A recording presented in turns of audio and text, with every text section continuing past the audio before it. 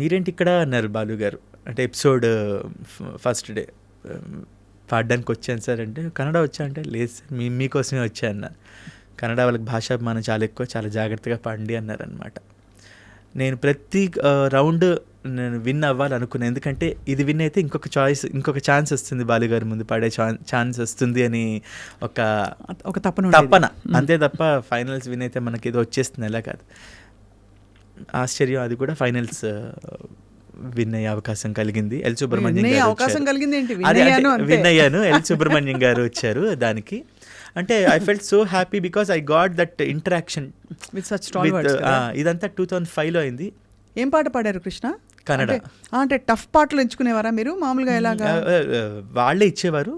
ఫైనల్స్లో సాధనే పరమపద సాధనే పరమసుధా, ఇలాంటి పర్వ అనే పాటలు అన్నప్పుడు అసలు బాలుగారే. సో ఇలాంటివన్నీ పాడాను. ఇంకా అక్కడ లలిత గీతాలు ఎక్కువ ఫేమస్, భావగీత అంటారు. యారిగుంటూ యారిగిల్ల బాలెల్ల నేరు బెల్ సంథింగ్, అలాంటి లలిత గీతాలు ఇలాంటివన్నీ పాడడం జరిగింది. ఇదంతా అయిపోయి మళ్ళీ విజయవాడ రావడం జరిగింది. ఇంకా జాబ్ రీత్యా హైదరాబాద్ వద్దాము అని డిసైడ్ అయ్యాను. మళ్ళీ జాబ్ ఏమిటి? నేను సింగర్ అవుదామని హైదరాబాద్ రాలేదు, విజయవాడలో ఉండేవాడు నేను. అవును, బట్ మరి హైదరాబాద్ వచ్చేసి వేరే ఉద్యోగం కోసం పెట్టుకుని. అంటే I need to support my family. Obviously కదా. పాట పద్యం అన్నీ మనకి ఎంతవరకు హెల్ప్ చేస్తుందో మనకు తెలియదు. సో వీఆర్ ఫ్రమ్ ఏ లో మిడిల్ క్లాస్ ఫ్యామిలీ. మాకు కష్టం కలిగించి కూడా మా అమ్మ నాన్నలు మమ్మల్ని జాగ్రత్తగా పెంచారు, కానీ వాళ్ళు పాపం కష్టాలు పడ్డారు, అది నాకు తెలుసు. సో అందుకని విజయవాడలో ఉంటే దానికన్నా హైదరాబాద్లో ఇంకొంచెం ఎక్కువ జీతం వస్తుందనే ఉద్దేశంతో, లేదా కొంచెం టెక్నికల్గా ఇక్కడ ఏదైనా నేర్చుకొని ఇక్కడ అవుదామనే ఉద్దేశంతో నేను హైదరాబాద్ రావడం జరిగింది. బట్ అనుకోకుండా రెడ్ ఎఫ్ఎంలో ఆర్జేగా జాబ్ వచ్చింది. I'm very much thankful to అప్పుడు ఎస్ఎఫ్ఎం, తర్వాత రెడ్ ఎఫ్ఎం. సో అక్కడ నాకు పార్ట్ టైం జాబ్ వచ్చింది. అండ్ ఇక్కడ నేను ముఖ్యంగా చెప్పుకోవాల్సింది శ్రీ కోటి గారిని. కోటి గారిని అక్కడే కలవడం జరిగింది. అంటే నేను ఒక ఇంటర్వ్యూకి వెళ్తున్న దగ్గరలోనే కోటి గారు ఆఫీస్ ఉందని తెలిసింది. అప్పుడే వారు గోపి గోడ మీద పిల్లి అనే సినిమా తీస్తున్నారు. సో ఇలా నా పేరు శ్రీకృష్ణ అండి, ఇలా పాడుతూ ఉంటాను అంటే, నోటేషన్ పాడతావా అన్నారు. నాకు సరిగ్గా రాదు కానీ వచ్చు అని చెప్పేసా. అంటే రాదు అంటే మళ్ళీ పక్కకు పెట్టేస్తారేమోనని ఏదో అన్నారు, నాకు ఇంకా గుర్తు. తనన్న తరణన్నా తననాన తరణన్నానా తననా తరణన్నానా, ఒకసారి రిపీట్ చేయన్నారు అనమాట. పాడాను. సా సా సా ని సరీరి గారి సా సా సా ని సరీరి గారి సా సా సా ని సరీరి మగారి సా, ఏదో నోటేషన్ బాగుంది. నా దగ్గర ఫ్రీలాన్స్గా పనిచేస్తూ బయట పాడుతూ ఉంటావా, హ్యాపీ పని చేయమన్నారు.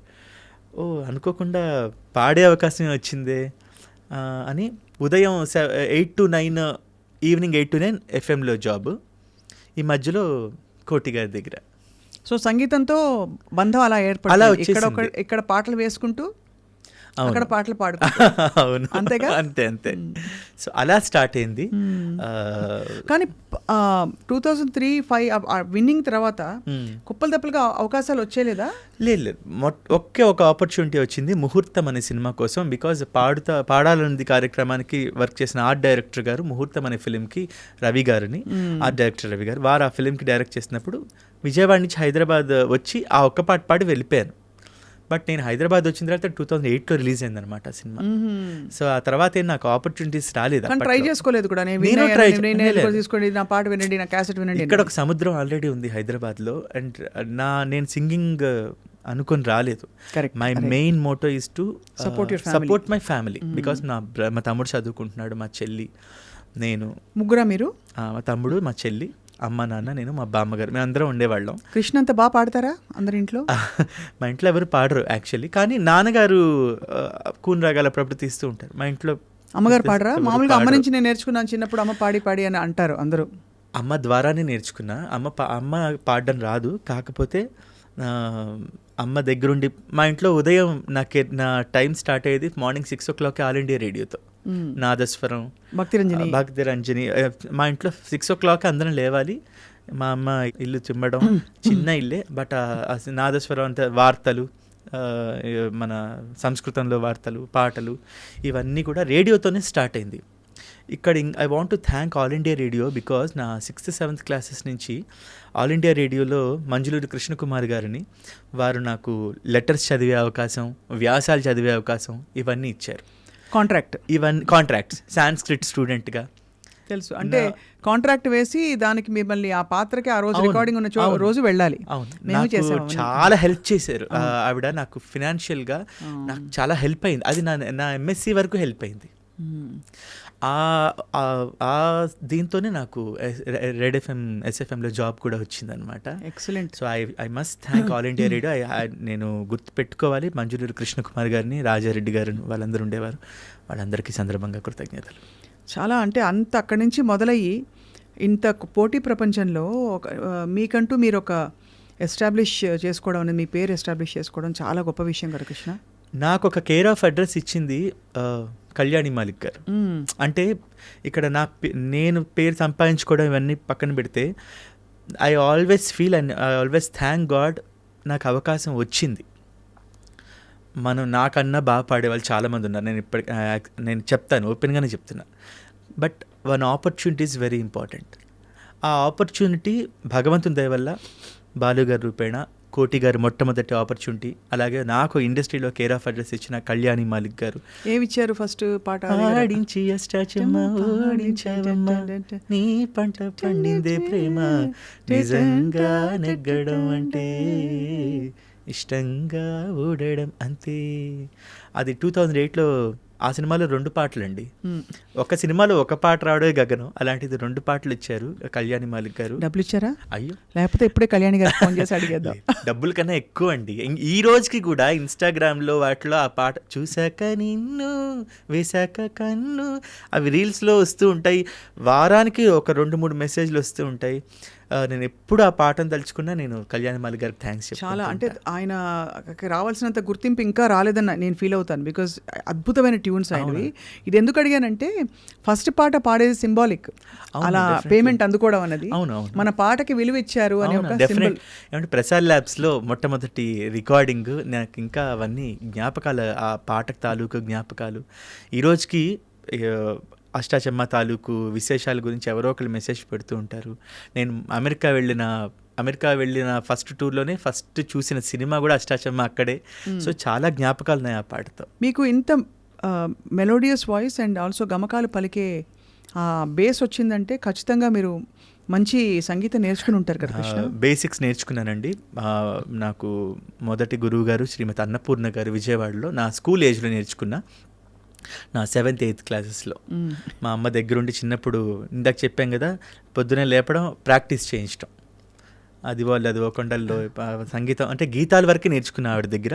అంటే బట్ నేను కచేరీలు ఎప్పుడు చేయలేదు. కచేరీల స్థాయిలో నేర్చుకునే అంత సంగీతం నేను నేర్చుకోలేదు. కాకపోతే సెమీ క్లాసికల్ వైపు ఎక్కువ నాకు మక్కువ. ఓకే. నాకు చిన్నప్పుడు ఆవిడ నేర్పించినవి చాలా ఈ రోజుకి ఆ బేసిక్సే నాకు హెల్ప్ అవుతున్నాయని చెప్పుకోవచ్చు. మాధవ మామవదేవ కృష్ణ యాదవ కృష్ణ యదుకుల కృష్ణ మాధవ మామవ ఇవన్నీ ఆ 6th 7th 8th క్లాసెస్లోనే నేర్పించారు. ఆ తర్వాత ఎక్కువ వినడం MS సుబ్బలక్ష్మి గారు అన్నమాచార్య కీర్తనలు.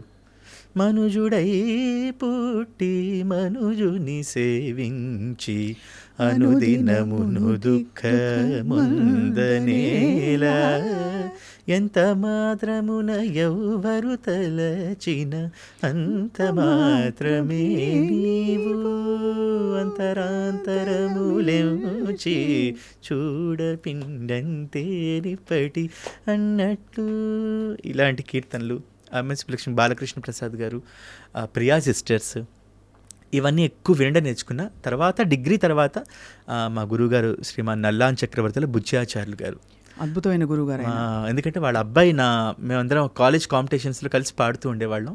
సో ఆ రూపాయన ఆయన దగ్గరికి వెళ్ళి సర్టిఫికేట్ కోర్స్ వారి ద్వారా నేర్చుకోవడం జరిగింది.